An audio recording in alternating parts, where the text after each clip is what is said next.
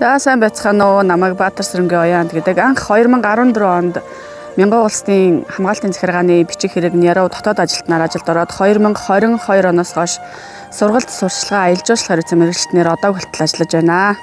Сургалт сурчлагын хариуцсан мэргэжилтний онцлог тал гэх юм бол байгалийн үзэсгэлэнт газрууд болон түүх соёлын дурсгал төв мөн байгаль хамгаалах талаар ард иргэдэд сурчлан таниулах, сурагч багчуудад экологийн боловсрол олгох явдал байдаг. Миний хувьд гэх юм бол байгаль хамгаалах салбар болон байгаль орчны салбарт ажиллаж байгаадаа үргэлж сэтгэл хангалуун байдаг. Яагаад гэхээр өөрийн хүсэл, сонирхол болон хийж байгаа ажилдаа тулгуурлан ирээдүйд байгальд хайртай, хариуцлагатай нийгмийг бий болгоход өөрийн гэсэн хувь нэмрээ оруулж байгаа гэж боддгоо.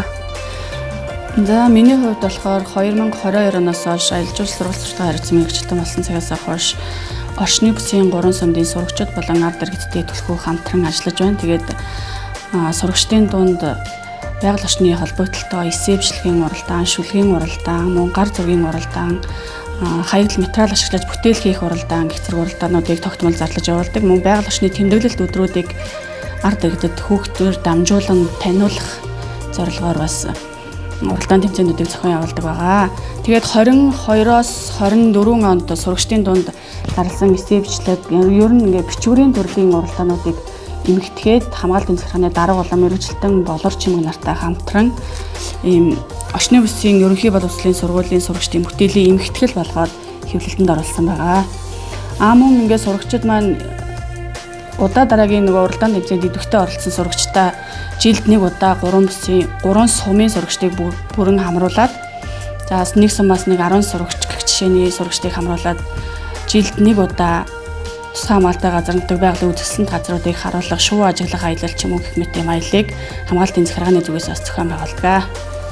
За бас нэг зүйлийг бол нэмээд хэлэхэд KFW төслөөс орчны бүсийн сумдын эко кабинетийг судалгааны тоног төхөөрөмж багш сурагчийн ширээ сандал гэх мэт тоног төхөөрөмжөөр хангаж өгсөн маань сурагчдад бас их урам зориг өгсөн. Сурагчид тэрийгээрээ дамжуулаад судалгаа хийх, байгаль орчныг танин мэдэх маш их дур сонирхолтой хүсэлтэй болсон.